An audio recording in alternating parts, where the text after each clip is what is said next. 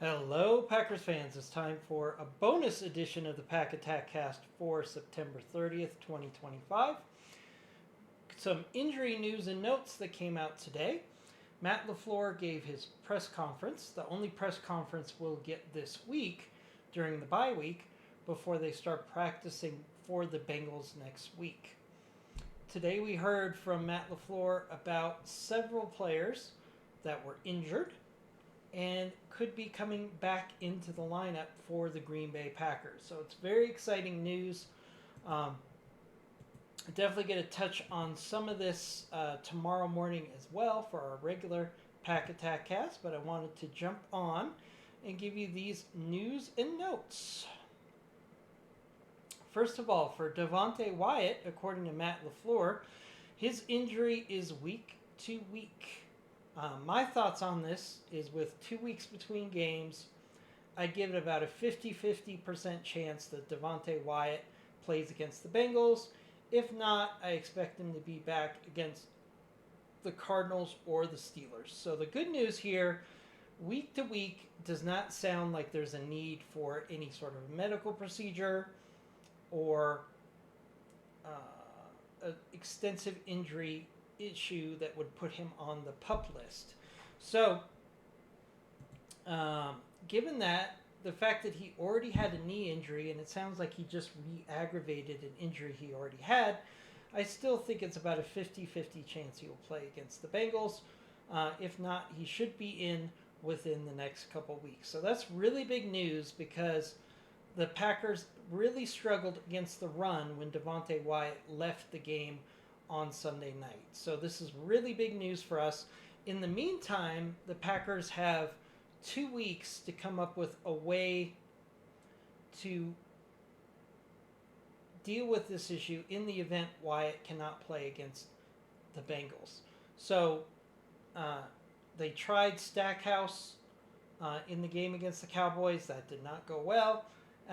So they need to look at some other options within the roster or possibly outside of the roster if they wanted to make a trade or a signing of a free agent to resolve this issue in the event Devonte Wyatt cannot get back into the lineup in time for the Bengals game. More importantly, the fact that Wyatt went out and the run defense significantly suffered after that tells me that the Packers need to look at longer term solutions to this problem, because if Wyatt does get hurt again or he needs spells outside of the starting lineup, it's important that the Packers have some options that are viable that will stop the run without Wyatt in the lineup. So that's something we want to watch very closely. Most exciting today was Christian Watson. We got an update on him. The Packers have open discussions, according to Matt LaFleur, of opening the 20-day practice window.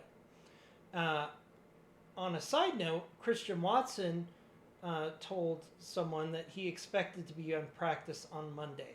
So both of those things tell me that Christian Watson is highly likely to be back into practice on Monday. And this is huge notes, huge information, because when I went to training camp, Christian Watson was practicing on a regular basis in front of the fans, and I saw no indication that he was not ready to get back in within this time field. So this tells me Christian Watson is likely to practice on Monday, and if it all goes well throughout the week, I expect him to see limited snaps against the Bengals. This is really big news because Christian Watson brings a special speed element to this team that I don't think anybody else really does. He is excellent at stretching the field and getting open and forcing the defense to adjust to him breaking open, which pulls safeties and additional coverage over to his side of the field.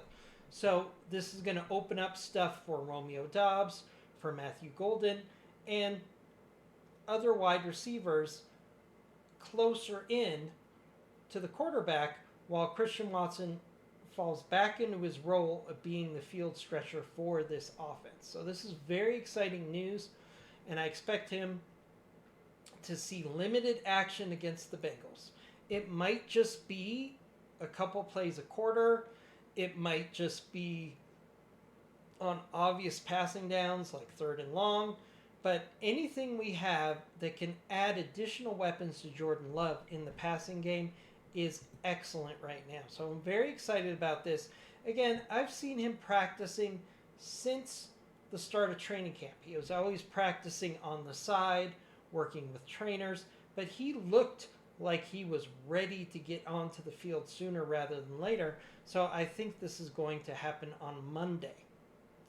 Another note from Matt LaFleur is Brandon McManus is fine despite taking several tackles on Sunday night. My thoughts on that are, why are our kickers making tackles? This is another indication of poor coverage teams that need to be addressed during the bye week. It would be a monumental disaster, and they talked about it on Sunday Night Football, if McManus suffered a concussion making a tackle and was no longer able to make kicks for the Green Bay Packers. So this is another situation where the special teams needs to desperately work on improving coverage so that Brandon McManus does not have to make touchdown saving tackles. This is not what we want to see out of our special teams. So hopefully that will improve over the next 2 weeks. So we have some additional players that were not discussed by Matt, but are injured and could return to the team as early as this week. So I want to be clear, this is my thoughts on these injuries, not Matt LaFleur from the press conference. So let's go through some of those today. Zach Tom, I expect him to be back week 6 since he's going to have 3 weeks to recover before we play the Bengals. Aaron Banks, I expect him to be back week 6 with 3 weeks to recover as well. Now that's not 100%. In fact, if I had to choose between Zach Tom and Banks as far as who is most likely to come back, I would say Zach Tom, but I'm hoping both of those offensive linemen will be back in the starting lineup against the Bengals in a week and a half. Marshawn Lloyd is now eligible to return to practicing this week. So I think we're going to see the same thing for Marshawn Lloyd that we see with Christian Watson, which means I expect Marshawn Lloyd to be practicing again on Monday, and this is going to be additional depth at the running back position. More importantly, Marshawn Lloyd brings a level of athleticism and speed that the Packers do not have at the running back position right now. So if they're able to practice with Marshawn Lloyd this week or next week and get him into the game against the Bengals, even on limited snaps, it will be a significant upgrade to the explosiveness of the Packers offense. So this is a really huge thing. So I'm going to watch for that very carefully over the next couple days. We might just get a press announcement from the team saying that they're activating Marshawn Lloyd for practice.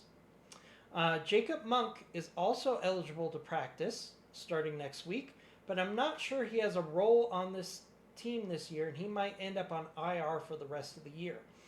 I don't know if there's space in the active roster for Jacob Monk right now because he does not have a clear role.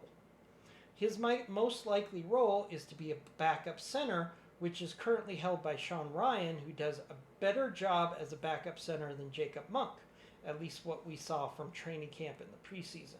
So I expect Jacob Monk to probably end on IR for the rest of the year. They'll have to announce that over the next couple days. John Williams is also eligible to practice, but I'm not sure he has a role this year because he hasn't even practiced with the team. So I expect him to also stay on IR for the rest of the year. Colin Oliver is also eligible to practice, but I don't know if Colin Oliver has a spot on this team this year. And the reason for that is with the addition of Micah Parsons, we actually have significant depth at defensive end right now. So I don't know if Colin Oliver has a space on the active roster, and he might end up on IR for the rest of the year so they don't risk exposing him to waivers. One more additional note, Bryant Banks, not Aaron Banks, let's get that clear.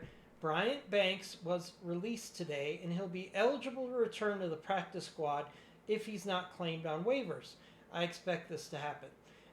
Bryant Banks was elevated due to the injury issues on the offensive line.